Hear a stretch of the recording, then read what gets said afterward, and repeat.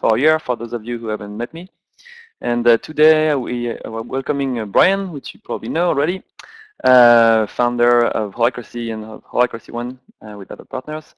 And today we're going to talk about the Constitution v4. So a new constitution coming up probably this week, very soon anyway. And yeah, Brian, so I'm sure there are a lot of questions. We have only 1 hour to talk about that. We could spend probably 10 or more. So we won't go into all the details. But I wanted to kind of start and just first, before going into the actual constitution, I wanted to kind of ask you how does the constitution even evolve? I mean, we are v4 now, and how do you do that? Yeah, actually, in much the same way that we've all evolved an organization using Holacracy, it's tension-driven.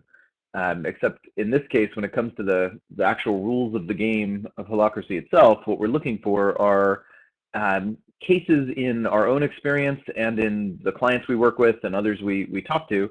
We're looking for cases where there is a tension that either cannot adequately be processed through Holacracy or which somehow gets blocked or stuck or limited from getting sufficiently processed. And then we ask ourselves, well, what got in the way of that getting processed and what do we do about it? The process I did to get us to v4 was over the past year, I took detailed notes every time I'd be in a governance meeting or leading one or talking with others about theirs. Whenever I heard something that looked like it wasn't fully covered or adequately facilitated in version 3, I'd take a note about what the situation was and use that to kind of get a sense of, well, what's needed that's different. And then there's almost like a simulation process. So what happens, like a year ago, I started queuing up some of the biggest changes that now we see in version 4. And as I noticed meetings where something just wouldn't flow quite right, or where somebody could dominate with their own ego and kind of bypass the rules we have that should stop that, I'd then say, okay, what rule might fix this? And then I'd hold in my mind in every future governance meeting, all right, what if this rule were in place? What would it change? What would it do? So it was almost then just holding it through all the client facilitation, our own meetings, and just kind of getting a sense of what this new rule might do and what it would change.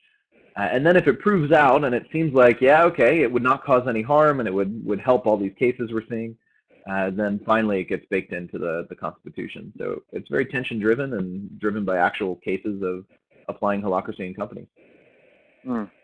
And okay, and why are you doing it? Kind of question people may ask. Why you? It's because you're the founder.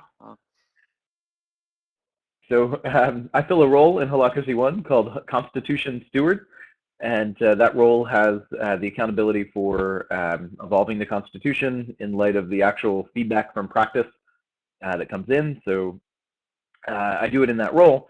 Interestingly, I think behind your question is pointing to just kind of where does Holacracy come from, and it's I think interesting to step back from that and look at the broader trajectory. In the very early days, there was no constitution. It was Holacracy was whatever I said it was, and so at one point the fusion you're I think pointing to was so thorough that there wasn't even a written document. Nobody else could even had much of a hope of saying here's what Holacracy is, because it was entirely in my head and it wasn't clear yet.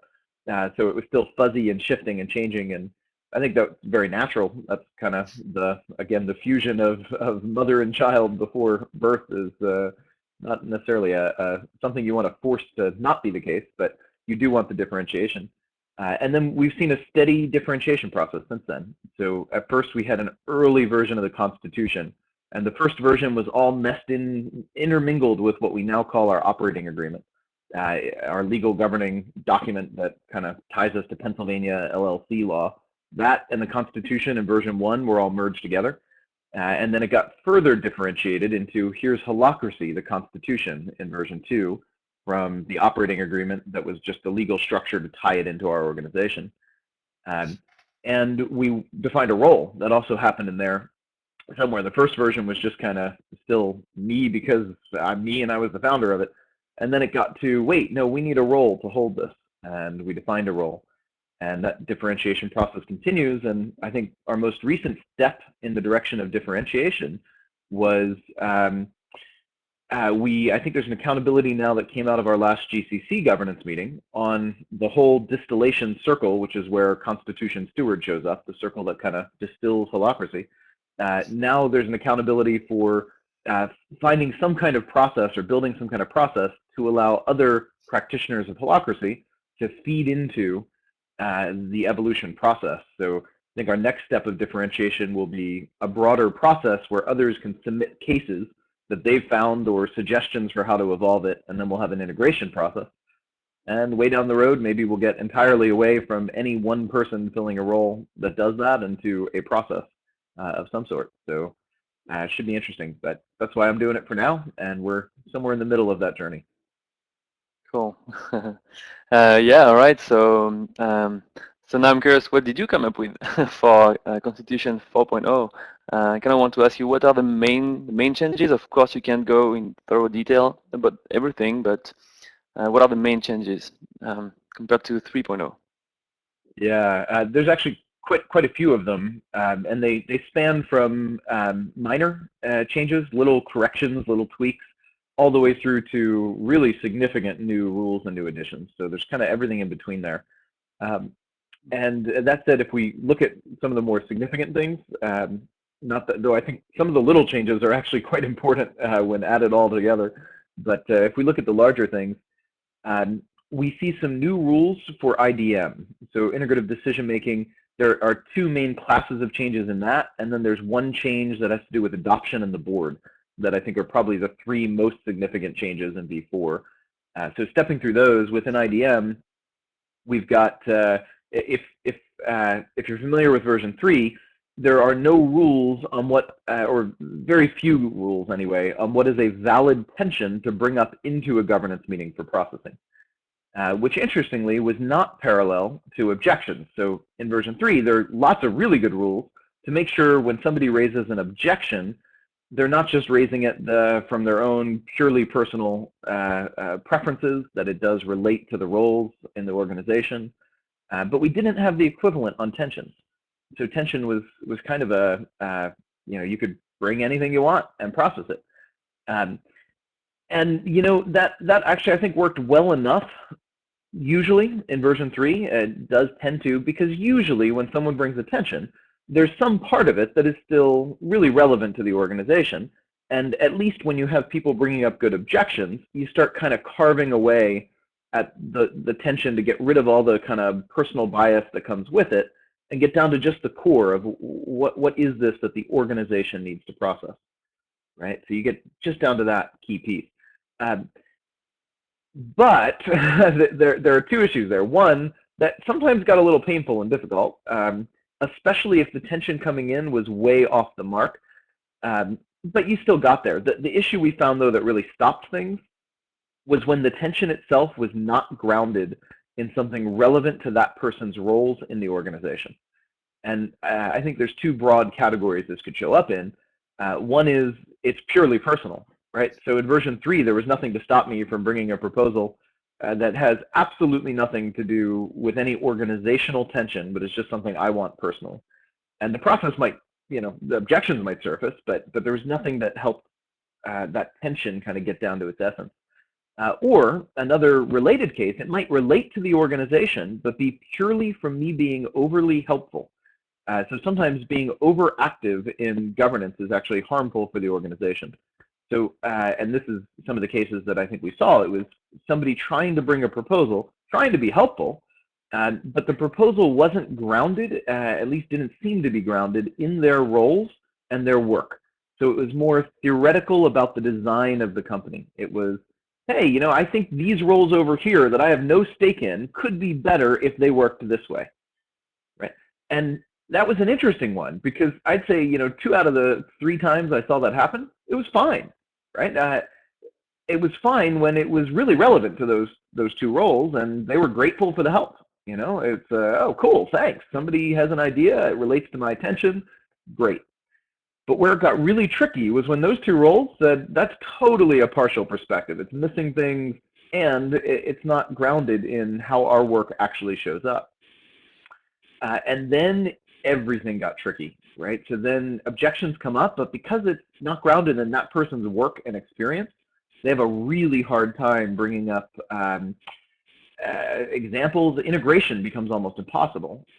Somebody says, well, I think these two rules should work this way, and somebody else raises an objection, and then it's not grounded enough. They can't speak to, here's why these other suggestions will help or won't or whatever. It got really messy. And on the other side of that, it might actually be limiting that person's roles, but there's no help for that. So I think part of the beauty of the rules for objections, it's not just about preventing objections we don't want. It's about helping the objector carve down their general sense of stuff into, here's what's useful, here's what we really need to process, right? So the rules of an objection aren't about preventing them, they're about carving away like a sculptor down to get to the essence of what this beauty is that we need to integrate, right? And I think the same, that was missing on the proposer side. So I could bring a really rough proposal, and there was nothing that helped me get down to what's the real gem that we need to carve out of the rock and hold and integrate here. So that goes to one of the major changes now we see in v4. You have a parallel. In the same way we have rules for what's a valid objection and questions to kind of carve away down to that gem, we now have the same for tensions to process. So if I want to bring a proposal to process a tension, it basically comes down to, it has to be related to one of my roles, and I have to be able to give a concrete example of that. So here's how this tension is limiting this role that I fill. Or if I'm just trying to be helpful, I have to have permission from the party I'm trying to help. So sounds simple, but sometimes you get overly helpful energy when the help isn't wanted. And it's actually really hard to digest and use help that is not needed at that point in time by the party to be helped. Gets a little codependent and weird too. So now it's got to be grounded in your role's work, or you need permission and the other party has to sense the tension and think you can help them process it. So there's some rules around that. There's some questions to carve it down to just that gem. And the other thing I really like, and this is one of my general things I use to kind of notice if we're missing something, there should be a complete parallel between tensions to process and objections that can be brought up, right? So you ought to, anything that you ought to be able to raise objections around or not ought to be in parallel around what can be processed. It would be very weird if there was something that you could bring up as a proposal, but that you couldn't really bring up an objection in the same kind of way, or vice versa. So there's now a parallel construct between tensions to process and objections that need to be integrated, which are really just other tensions that would be created if we adopted it. So anyway, that's the first big class of changes, is what's a valid tension to process. And I think the tangible effect of that is to stop, although it wasn't a common case, there were definitely cases I've seen where either the over-helpful energy or the ungrounded, even if it is related to their role, it's not grounded in a concrete example, so it gets really hard to integrate, or it's totally personal. All those could still sneak in, and just everything got harder. So that should address all those issues. And there are some other exceptions. Go ahead. Yeah, I like what you bring up about the parallel thing, which I think is really important, because I've seen occasions where there was actually an incentive for people to not bring objections, because you know that your objections can be tested, and to wait and to bring a new agenda item to modify your proposal that was passed. And actually, you asked in the beginning, how does the Constitution evolve? Using myself as a censor, one of the things I do, I'm quite artful at finding ways to work around rules. So I noticed, where am I tempted to work around one of the existing rules? So I've noticed that tendency for myself, or at least the pull towards it. I do try to resist it, but just the feeling that, wait, if I bring this up as proposer, there's more power, and not just more power because it's time to process my tension. There should be more power in that, but more power because there's less hurdles I have to jump through to make sure that it's really something useful to process, right? So that's a clue. Or I use my own sense of, wow, here's a way I can kind of skirt the system if I wanted to. So I really try to pay attention to my own feelings of where I feel kind of the ego tug to in some way dominate, and use that as a clue for something missing, and then ask, how could I stop myself from even wanting to do that, because it wouldn't be useful. So yeah, it's pretty cool. So I see that there are some questions in the chat. We'll come back to them later. After, I'd like to hear what you had two other points about Yeah, so adoption there was and the board. the other IDM case before we get to the board stuff was during integration. So just like we added a suite of new rules around tensions, which tensions are valid to process, Yeah. during integration there was, well, integration was no man's land in Holacracy, right? Anyone that's been through our trainings, we have all these really cool nuanced rules that really help you get down to the essence of what do you need to integrate, and then you get to integration, and it's just a free-for-all. It's open discussion. It's anyone can say anything and do anything, and no guidance, and good luck, facilitator, integrate. Which, again, works most of the time, especially when you have all of the clarity of what are the real objections, and you've gotten rid of all the other stuff, right? So usually, integration works just fine until it doesn't. And we saw several ways it could get stuck, and it became very difficult. And the pool was then for the facilitator, if it got stuck, to take on the heroic facilitator role instead of being able to fall back to rules, which is also a sign that I watch for. So for example, what if, and we had this, you'll get somebody that just refuses to participate in integration, which is fine if they're not the proposer, but if they are, it's a problem, right? If you get a proposer that just, to any question, would that still address your tension? They say no, and they don't offer anything. And when you ask why not, or what would you suggest instead, they just say, I think my original proposal is the only way to do it, you know, which we've seen in a few cases. So of course the person's really stuck, and what we don't want to do is just smack them. Ideally, we want a process that helps get down to the clarity of, without letting them just egoically stop the process by stubbornly not participating. Instead, help carve down to the essence of what they're sensing. Or if they absolutely refuse, protect the process from their ego. And the same is true with an objector. The objector can do that as well by saying, nope, objection. I don't know how you're going to solve it. Good luck, here's my objection, right? And then not really participating proactively in the search. So with version 4, now to address these kinds of cases, there's new rules the facilitator can lean on during integration. So there's some additional burdens. If you raise an objection and we're processing your objection, there's a burden on you to be seeking alternatives. And if you just refuse and say, good luck, proposer, I don't know, that's my objection, the facilitator can deem your objection abandoned if you don't make a good faith effort to seek alternatives.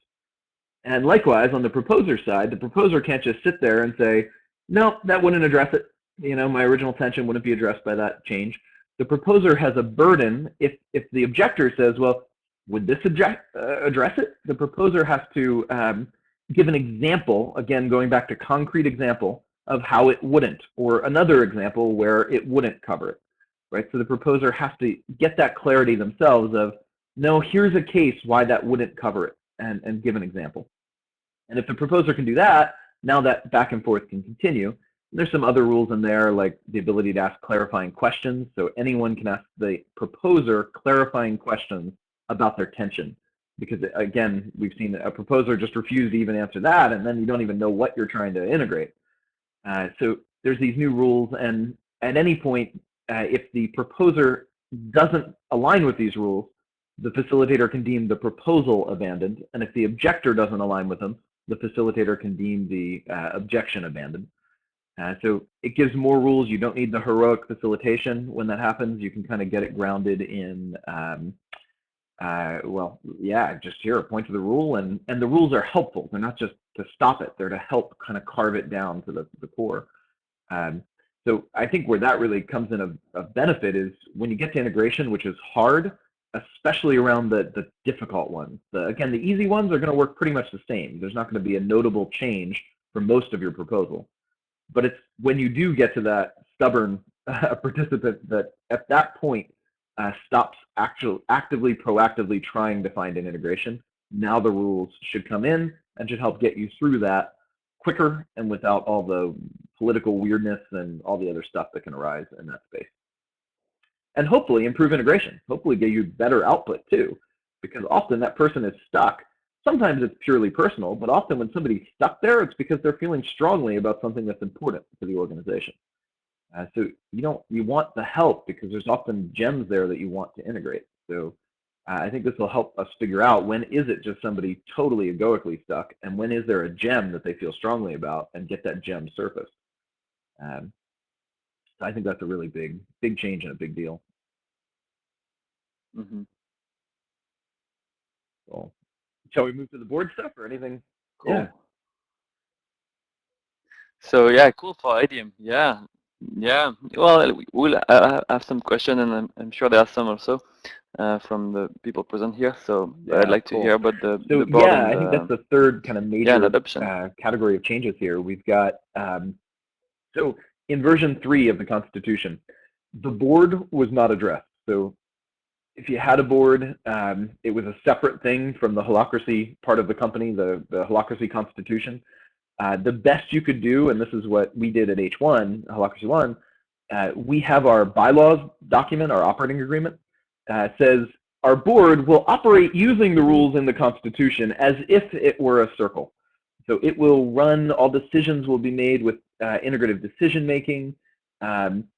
You know, and it pointed to the Constitution, but the board was really not a circle by the definition of the Constitution. It was a special entity. And even the Constitution referred to it as the ratifiers. The ratifiers were those outside the domain of the Constitution that caused it to be adopted. And similar for companies that weren't trying to do a holacratic board, like many of our clients just still had their conventional legal board that may not have actually done much, and then wanted to run their executive team with Holacracy. And even then, there was this weirdness because they still had the ratifiers, which were kind of their board, which may or may not actually do anything, except to point the lead link into the general company circle. So that was there, and we had to make reference to them, and it was just weird and confusing. And it didn't give any help for companies like ours that wanted to actually adopt a board-level holacracy functioning. So no guidance. So we had our way of doing it in our operating agreement that had a kind of multi-stakeholder board using the rules of holacracy as best they could, but there was tons of issues with that. There was a lot of lack of clarity because it wasn't really a circle. It was just saying it runs like a circle. It was weird. So all that got addressed by allowing now in Article 5 of the Constitution, adoption matters, there's now structures where you can bring the board in to the Constitution. So the board, the whole organization, including its board, can be running governed by the Holacracy Constitution. And you can even do a multi-stakeholder board. You can, there are any number of ways to structure your board, but it's kind of wrapped in now, so you don't need all of the gymnastics we were doing to say, yeah, we're going to run our board like a circle, even though it's not. Now, with version 4, the board is a circle governed by the Constitution with some special rules around it to mimic what you're looking for typically at a board level, because at a board level, you don't have a lead link in place. Typically, you have some kind of stakeholders there, whether it's shareholder representatives or a multi-stakeholder board or just founders representing their kind of founding energy or whatever. You've got some kind of multiple representatives typically at a board and no lead link. So now Article 5 of the Constitution says you can have a circle with no lead link as your top level circle, your anchor circle. And here's what you have instead. If you don't have a lead link, you're going to have multiple representatives acting as cross-links using the clear rules of cross-links, which also got an overhaul in version 4. So you have a multi-stakeholder board or just at least a multi-linked board, multiple representatives. And here's what happens without a lead link. Here's all the things a lead link could normally do. Here's how they get done. And it relies more on integrative decision making to make certain operational decisions with clarity on when and when not at the board level, while still letting the board delegate most operational management to a normal subcircle. So the cool things about that is that when you want to adopt at the board level, you can without a huge amount of pain and gymnastics, A. B, it's simpler. It's much simpler. It let us cut out all this crap in our operating agreement and basically just say we're running with Holacracy and that's that. It removed the reference to these ratifiers as some special group that's still staying around. Now the ratifiers are just whoever's adopting it. And when they adopt it, that's it, done. There's nothing else for them to do. They adopt the Constitution, and then everything is governed by it. So they are wrapping themselves in the anchor circle instead of trying to stay as a parallel power structure in some weird way. So yeah, we're definitely in the level of subtle stuff that I don't know. Maybe I'm making people's eyes glaze over with boredom here, but for me, I think this is almost one of the more profound or exciting changes because it makes a completeness to the whole Constitution, where you could literally now have an organization up and running with Holacracy with a simple one-page document that says, okay, these people are founding an organization and they're running it with Holacracy. Here are the links to the board level, done. And everything is now running with Holacracy by that Constitution. No separate power document is needed. Just a kickoff document to adopt it and say go.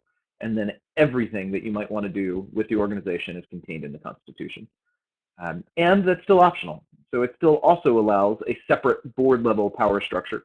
For example, if you've got in the US, a 501c3 or a nonprofit, you might need a separate board power structure to meet statutory legal requirements. So you can still do that and have your executive team run with Holacracy only, not at the board. That's still available, but now at least you can do it as a complete package, which I think is really, really profound.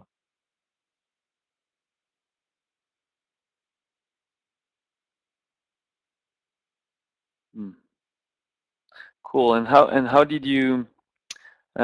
Remember, there is also something for the adoption. We included even at the end of the new version of the Constitution, which is much simpler Constitution, now. you'll see we tacked on a page at the end, which is actually not part of the Constitution, but it's a sample declaration of adopting it. And it's much simpler. It's a few sentences. It's really, really simple. And that's only one way to do it. You could also, if you wanted a legal entity, like a limited liability entity, you might need a little bit more than that, but pretty close. And then we also added some clauses about adopting at an existing company and how the rollout process happens, which was another area that was a little fuzzy. What happens when you've got one of our new clients we're going to be working with soon has a hell of a lot of circles, probably in the hundreds. And how do you? I mean, you don't adopt it all circles all at the same time, so you need some way to kind of run in a hybrid mode while you're in the adoption process. And that's now covered in the Constitution, so it's not a special case. That's good. And and then one of the other things we did was just a usability overhaul. So a lot of the work was just making things simpler to read, simpler to understand, taking confusing language and simplifying it, restructuring parts of it just in the paragraph structures and numbering, all of which is just to make it easier to use and apply.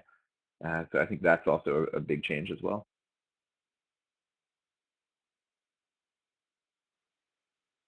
Yeah, that's for sure. I'm sure that will make a lot of people happy, including me. Yeah, so I'll invite our participants here to ask questions if they have any. There is already a few, or at least comments.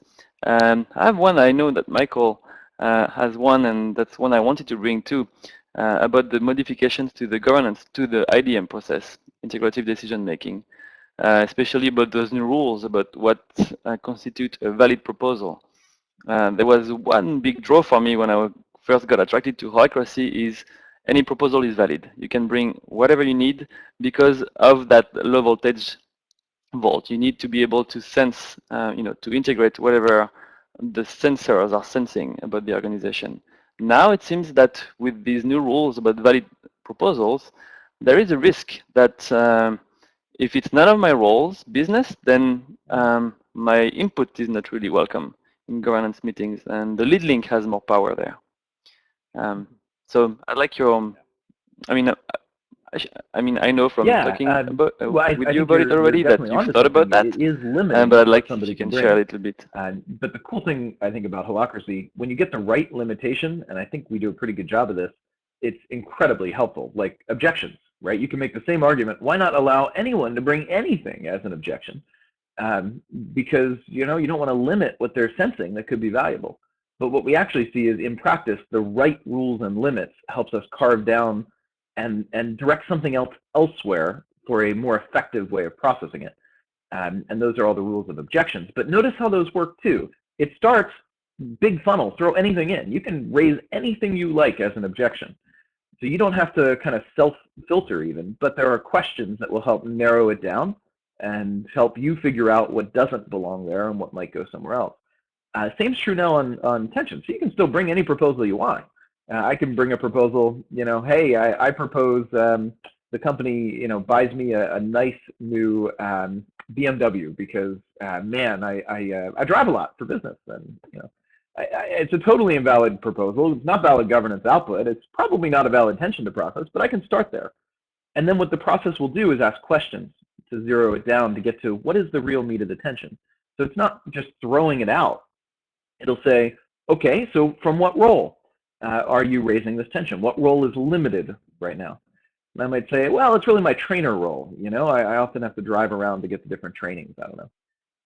And then, we might ask, okay, can you give a concrete example, right, of when that happened? Well, last week I had to get to a training, and nobody had thought about how to get me there, so I had to hop in a car to do it, but, my car isn't fast enough, so I couldn't get there on time. That's why I need a new BMW, right?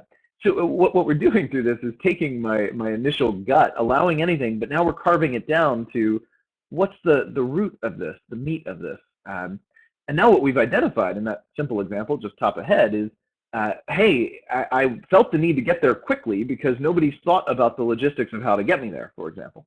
And here's a case where that's happened. So now we have something to integrate around. And actually by those rules, this is probably a valid proposal, valid tension to process. So that's the thing. It's not trying to stop. What we're testing is not the proposal. It's the tension behind it, right? That's what we're trying to get to. Is this a valid tension? And then why is it valid? How is it valid? It's valid because it's limiting one of my roles, and because there's a concrete case I can point to that we can use as an example we're trying to solve for. So it's defining the parameters of the equation, right? It's just like the objection testing does. It defines the parameters of the equation we need to solve in integration, right? We're now doing that as well for proposals. So my hypothesis is it certainly won't limit things. They're still welcome in any format. It will just force us to define the parameters. And if in that process we can't, right? Just like if in the testing objections process you cannot answer those questions affirmatively, it tells us something else, that it needs to go elsewhere. So if I can't tell you, why is this limiting any of my roles? And I just can't. There's no reason it's limiting my roles. That tells me something. It says I'm in the wrong space for this, right? But it doesn't limit me from contributing my gift. If I think, but it doesn't limit my roles, but I know this other role over here would really benefit from this, it gets me to a more appropriate space, which is don't try to solve it for them and force your gift on them. A gift isn't a gift if it's not given like a gift, right? It's no longer a gift if I'm clubbing them over the head saying, God damn it, I'm going to help you. Accept my help. Wham. Whether or not you ask for it, you want it, or you even think it's needed. But it redirects me to say to them, hey, I've got an idea. I think it might help you. Would you like it? And would you like me to bring it? I'll even do the work for you of processing it. If you resonate with it and you think it's useful to process, I'll happily carry that proposal in. Just give me permission to represent your role, not you, your role temporarily, right? And you can withdraw that permission at any point if you feel like it's gone beyond what you need in your role. So it redirects me to the right spot. And what we saw, the examples leading to this, that help wasn't there, which ironically meant the lack of these rules, the open-ended bring anything, was shutting people down when they couldn't themselves figure all that out, when they didn't have the clarity themselves, or their own thought process was just didn't have that in it yet.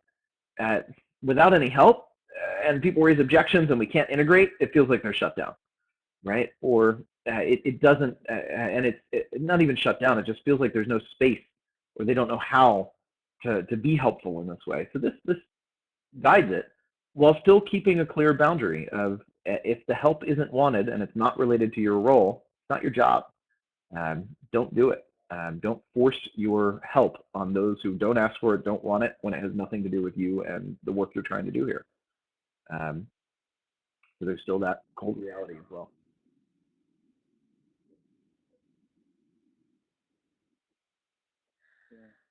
Yeah, so that makes sense. And yeah, let me try to go a little deeper with that and trying to address Michael's question. And Michael, feel free to, if I don't get it right, feel free to ask it again, or even raise your hand. I can give you the mic. But so that makes sense when it comes to modifying someone's role, like another role. But when it comes to something that's non-existing yet, that's a new role that we could create to improve the capacity of the circle, but it doesn't exist yet, so it doesn't impact. Nobody's sensing it. I mean, at least it's not limiting anyone, or it's not in the way of anyone. It's just something that's not there yet. That could be there. It's an opportunity. Um, so the lead link is supposed to hold the whole circle and hence sense those tensions and process them. But now with those new rules, it seems like Yeah, so the only the actual lead link rules can don't do have that, whereas anything to do before with all whether or circle not there are members existing could roles do created, that whether and you're creating improve a new the role structure of or the circle. modifying an existing one. The rules don't reference that either way. It's about, is it limiting one of your roles? So you can propose to define a new role if that would address a tension that is limiting one of your roles. Right? That's the key. It's not about what other roles exist or don't. I can create all the new roles that I might need to in my proposals, ones that don't exist yet, if I'm grounded in addressing a concrete case that was limiting one of the roles I fill, right? Or I've got the permission of whatever other role, it's limiting one of their roles, right? So that's the distinction we're making. The other example, though, the other way that this can still work as well, there's a carve-out, an exception there that says if it's undefined in the governance, you can also bring a proposal, whether or not it relates to your roles, just to help the existing governance match what's actually happening to express the work. In other words, if you take individual action to do something out of your roles, you can still bring a proposal to structure that, to say, all right, my tension is I'm taking individual action. I'm doing something out of role that isn't defined anywhere in the circle's governance, so let's define governance for it. So the two paths you can go down there are, if you see something that's needed and it's not clearly differentiated, just go do it, and then propose capturing what you're doing to structure the circle, so you can still help that way. And you can also go to the lead link and say, hey, you're accountable for differentiating this circle into a structure. It doesn't relate to me, but here's an idea. Would you like me to bring it? So that both of those are options. But again, I really want to underscore, you don't have to do that if it's limiting one of your roles.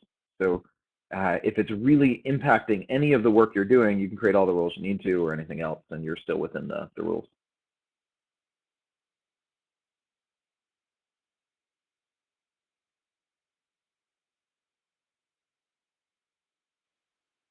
Mm-hmm. Yeah, All right, it and I absolutely see is. that Michael, that was So not really Michael's the question here in question the you were chat is, hoping to get doing answered. individual action is So a way to avoid having to get the lead link to grant permission to process attention. Yes, it is. And to be clear, one of the intents here is to prevent overactive help that is not wanted by those who are filling the relevant roles, including this. So a lead link can also stop that individual action. A lead link can say, stop taking that individual action and stop that. So there is still a limitation there that is having the effect you're asking about. Although there are lots of ways it could go otherwise, it is absolutely still possible that somebody is filling one little role in a circle, and the lead link says, okay, stop taking whatever individual action you're doing. Don't do that because it's causing harm, it's getting in the way, or whatever. And no, I don't see your tension, so stop. And that's still possible, although there's plenty of ways around it. The goal being, if it's not your work, that's not what you were contracted to do for the circle, if you will. You weren't engaged to do this other work, so stop trying to do it, unless it's helpful. If you're taking individual action and it's helpful, go try it. And if it proves helpful, propose it and capture it in the governance. Great. But we do want the lead link to have the lever to stop overactive individual action unrelated to any role in the circle. And there are some rules now in individual action that got clarified for that as well. So it's a balance. We're actually trying to have our cake and eat it too, as you might say. It's both. There are definitely times you want to stop that helpful overactive help, and you also don't want to limit somebody from contributing their gifts as long as they're not unwelcomed, or they relate to their role, in which case whether they're welcome or not doesn't matter. So that'd be my answer to all that.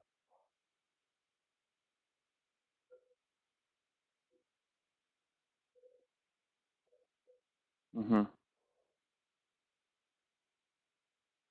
So so yeah, that seems like I mean, from my perspective as someone already practicing Holacracy, that seems like great additions. I love them. I'm also wondering for someone who's just jumping in into Holacracy, that seems like a lot of, it's additional rules again. And for the facilitator, it seems to be more and more rules that they have to hold and being able to remember, test against. So it seems to be Yeah. Holacracy seems to be becoming more complex over time You know, with those my improvements sense from of the doing it is that Constitution. it is becoming both more complex Yeah, and more but simple at the is same it just time. reality and necessary? I know that sounds a little Is it paradoxical, true? and maybe it is, but yes, in many ways, this is adding complexity. And yet, where do we get to the need for this? It wasn't some theoretical idea that it should be. It was from actual practice of where the practice got complex because of the lack of a new rule. So there's this interesting duality there. When you add complexity by creating the right new rules to make practice simpler. And yet you have to understand those rules enough to apply them to get the simplicity benefit. But if you don't, and you don't apply them, then you're not paying the cost of the complexity of the rules. So there's a kind of an interesting paradox there. The situations that I saw were massively complex from the lack of these rules.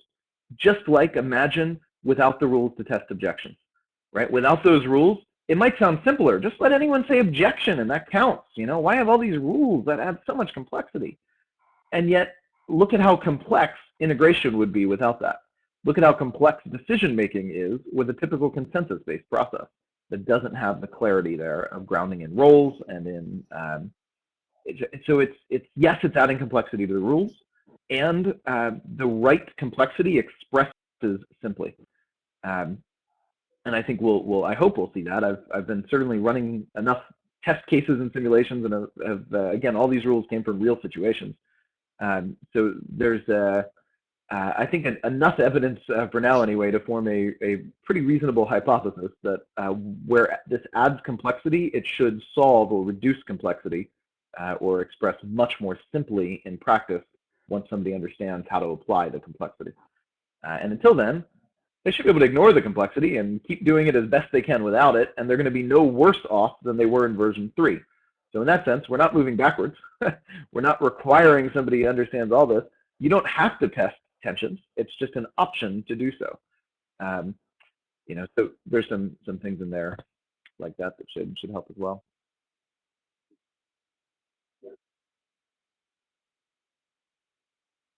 Oh.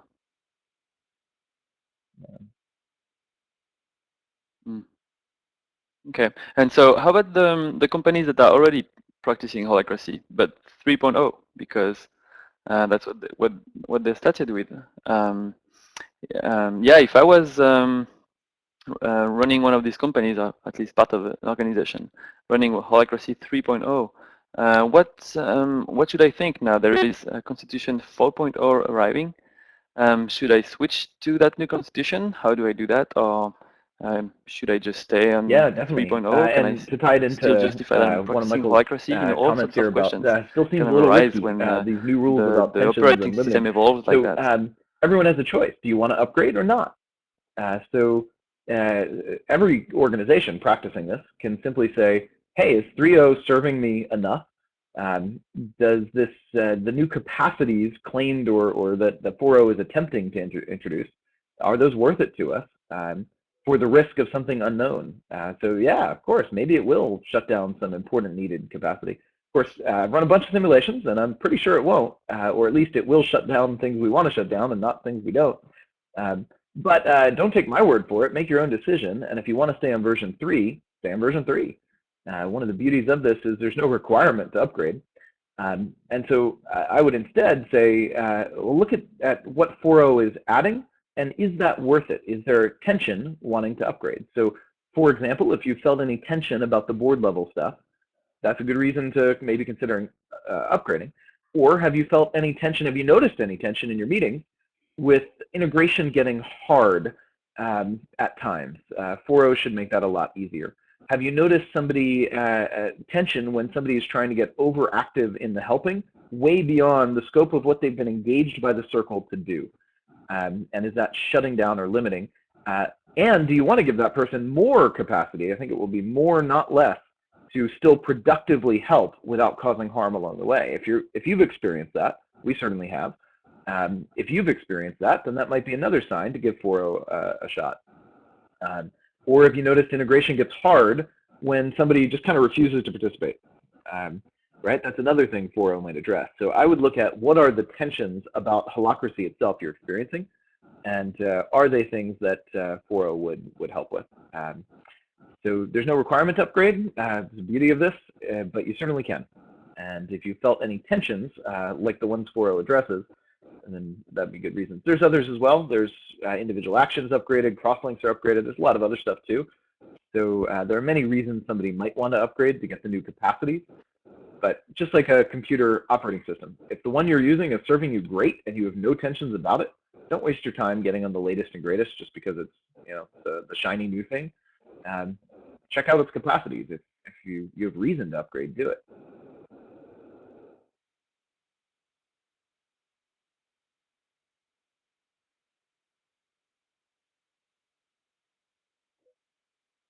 Mm-hmm.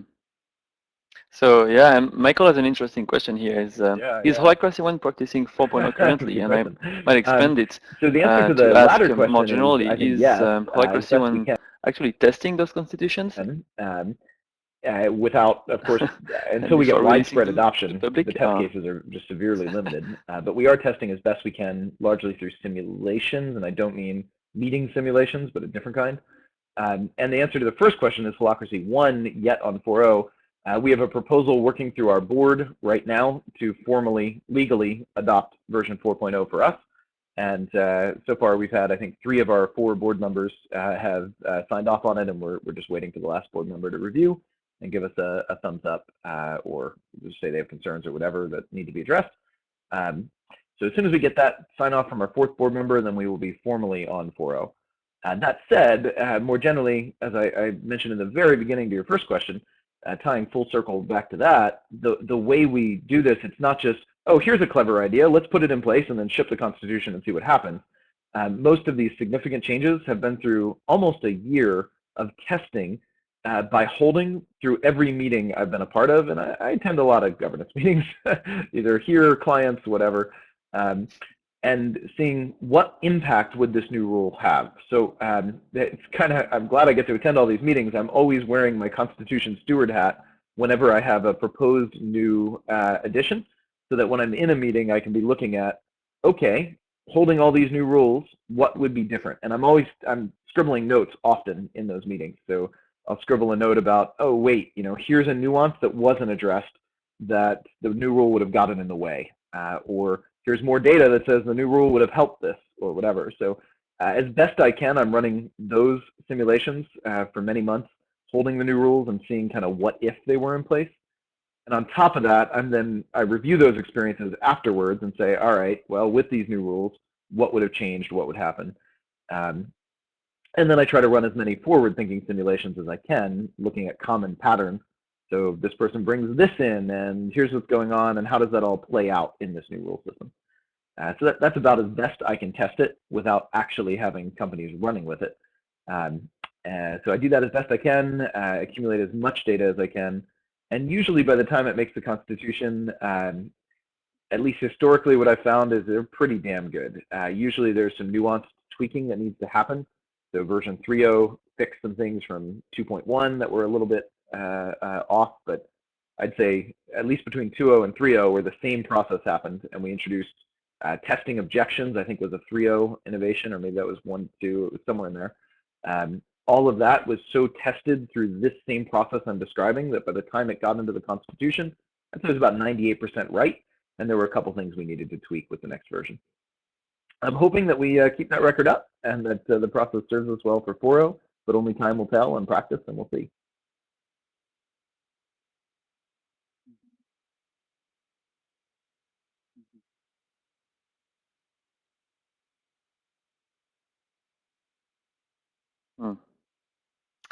All right, thank you. We are approaching the end of our time here. If you have any additional question you'd like to ask, go for it now. Yeah. Yeah, one thing I In might the aad, meantime, yeah, just to Brian, I tie can back to also some of our just ask previous you if you have conversation about, any other how will comment, somebody anything process you think is attention, worth especially if it's mentioning, not saying related to about their that new role, but they could constitution be helpful without causing harm and in all that. general. To some extent, these scenarios are, no matter how much you play it through, the system is so complex that the only way to really understand the answers to that is to do it. And I think the closest we can get is what I just described, with actually looking at real meetings to see where the rules would have come into play.